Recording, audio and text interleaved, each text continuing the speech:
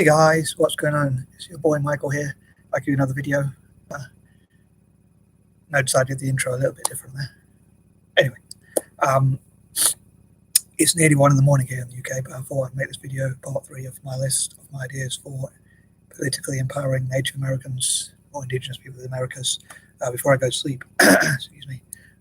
So that's one less thing to do for tomorrow. And tomorrow, well, technically today, I'm hoping to, when I wake up, all being well, is I've had the idea for talking about the first things that come to my mind. So I might make more list videos like this, but like the first thoughts that come to mind and things like that. So hopefully I'll think about them before I sleep. But anyway, I'm gonna crack on with my list, and here goes. So as I say, this is continuing from parts 1 and 2. So please check them out if you haven't already done so.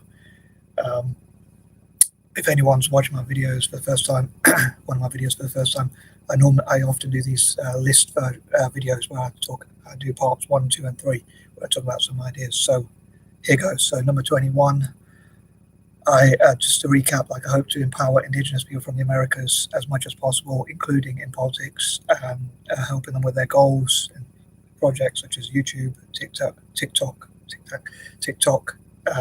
or whatever. Other projects they do, and also supporting as many people from Indigenous communities to get into politics as possible, either as politicians or as lobbyists, or at least to discuss politics with each other and possibly teach each other about politics. And maybe they can be like teachers and mentors and trainers to talk about politics and talk about, basically teach Indigenous people from the Americas about politics and how it works and things like that. People who will be much more experienced than myself, but I hope to put that idea out there, and then hopefully as many people as possible who want to support the Indigenous people, maybe I can inspire them to do so. And those with more skills and talents and abilities than me, which is probably not saying a lot, but can, with the experience in those areas, can help them. And hopefully people will teach Indigenous people from the Americas whatever they know in whatever strengths they have.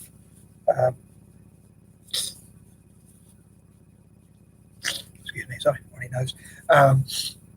Number 22, in the future, I'd love to see as many Indigenous people as possible in politics, maybe like Indigenous people to have like 10% of the wealth, property and land ownership, and also 10% of the politicians of each possible country within the Americas. As I said before, like Argentina, Brazil, Paraguay, Peru, Uruguay, Chile, Mexico, Canada, and US. Like also, like if they work together cross-border, like between each other, as many as possible. I don't know how many Indigenous people there are of the Americas left, but if they work together, maybe they can have enough numbers to make a difference politically, so they can challenge things that violate their rights, such as land ownership, or whatever other rights they need to challenge, and look at how they can have human rights and freedoms. Again, rights to their land. I know it wouldn't be sacred to me personally, but maybe it's sacred to them, and I still think they should be given the choice, and that sort of thing. So having more freedoms and choices.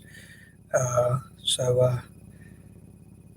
know, I mean, I believe in Christianity, but maybe not very well, but I do believe in it, whether I want to or not. But you know, I still think that it doesn't give other people the right to violate their freedoms.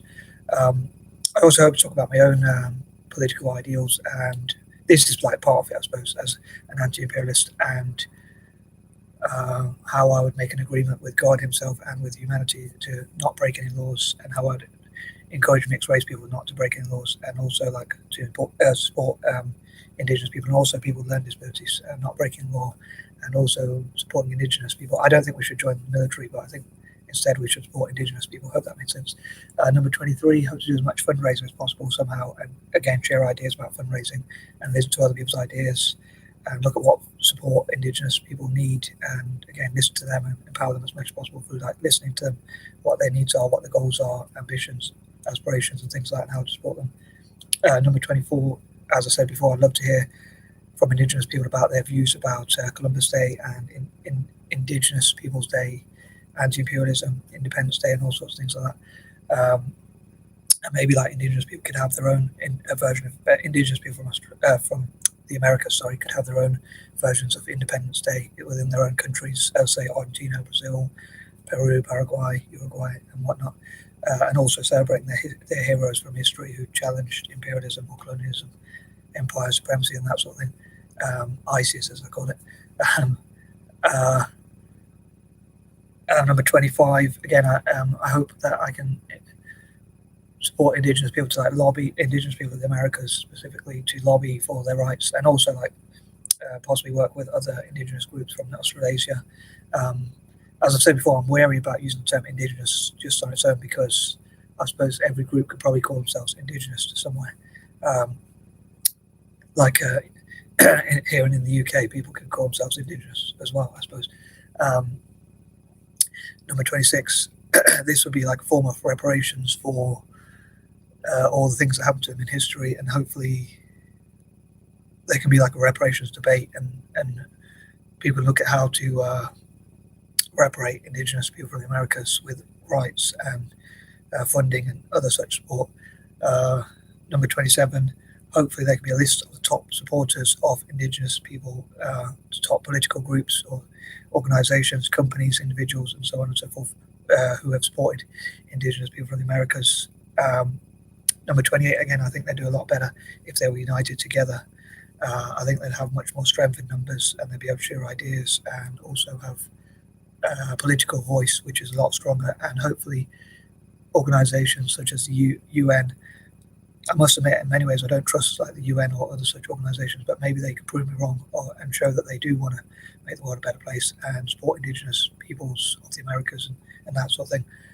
Number 29, I hope to encourage my fellow mixed race people to support Indigenous people of the Americas. And I think Anglo-Indians especially have a lot in common with Indigenous people from the Americas and Australasia, because there was a policy to try and breed Indigenous people from the Americas out, so to speak. And so there was a forced adoption policy or whatever, and people were taken from their families. And so I think it reminds me a little bit of the policy in India where Anglo-Indians were apparently made to divide India. So I think it's very similar with what happened in places like Brazil and possibly across the Americas, especially in Brazil, and possibly also and also Canada, and also in Australasia as well with the Aborigines, possibly even the Maoris and people like that. But yes, I hope we can look at that common ground and how many Indigenous people of the Americas, especially America itself and possibly Canada, are quite mixed now, and also Aborigines and Maoris as well. And number 30, again, I'd love to hear from your ideas. And sorry if this was a bit rushed, or sometimes I'm wary about my brother disturbing my videos and stuff like that. So sorry if I was a bit nervous or a bit rushed and possibly didn't cover the points as well as possible. But please ask me any questions you like and let me know what you think about my quirky ideas. And I'm out. Peace out.